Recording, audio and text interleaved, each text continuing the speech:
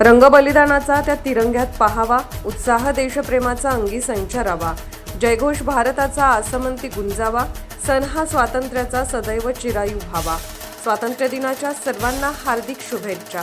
शुभेच्छुक डॉ. सतीश पत्की, स्त्रीरोग तज्ञ, प्रसूतीशास्त्र तज्ञ, वंध्यत्व तज्ञ, कोल्हापूर।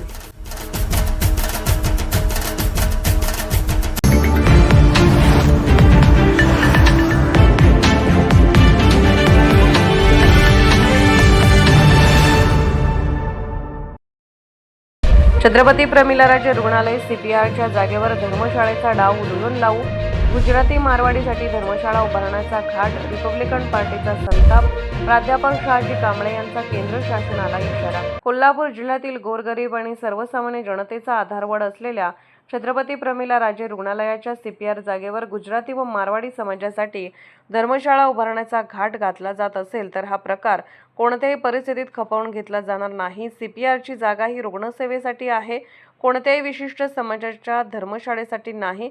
त्यामुळे सीपीआरच्या जागेवर धर्मशाळा उभारण्याचा प्रयत्न करणाऱ्यांना जनतेच्या रोषाला सामोरे जावे लागेल, असा सडेतोड इशारा Republican party of India Athawale गटाचे नेते प्राध्यापक शहाजी कांबळे यांनी दिला।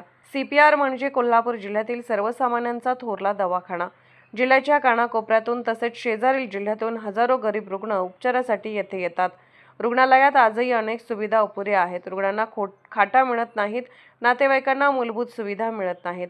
वैद्यकीय यंत्रणा आणि पायाभूत सुविधांचा विस्तार करण्याची गरज आहे। अशा परिस्थितीत रुग्णालयाच्या जागेवर धर्मशाळा उभारण्याचा विचार म्हणजे रुग्णसेवेच्या मुळावर घाव घालण्याचा प्रकार आहे, अशी टीका कांबळे यांनी केली। सीपीआरची 1 इंचही जागा अन्य कारणासाठी वापरू देणार नाही।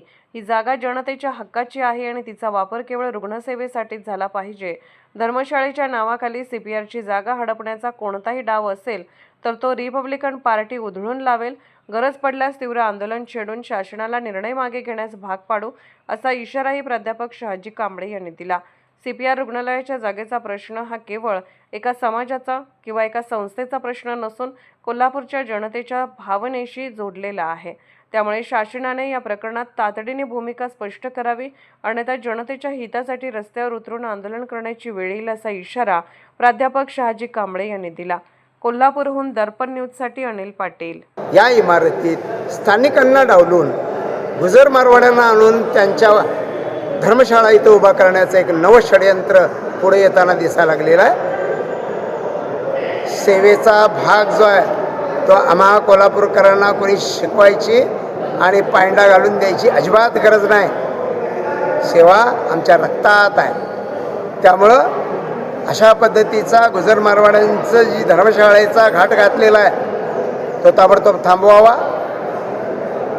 इथल्या स्थानिकांच्या उद्योग व्यवसायाने पोटावर इंगूळ ठेवून जर बाहेरच्या लोकांना तुम्ही रोजगार मिळवून देणार असाल तर या संदर्भात उद्याच्या 9 ऑगस्ट रोजी होणाऱ्या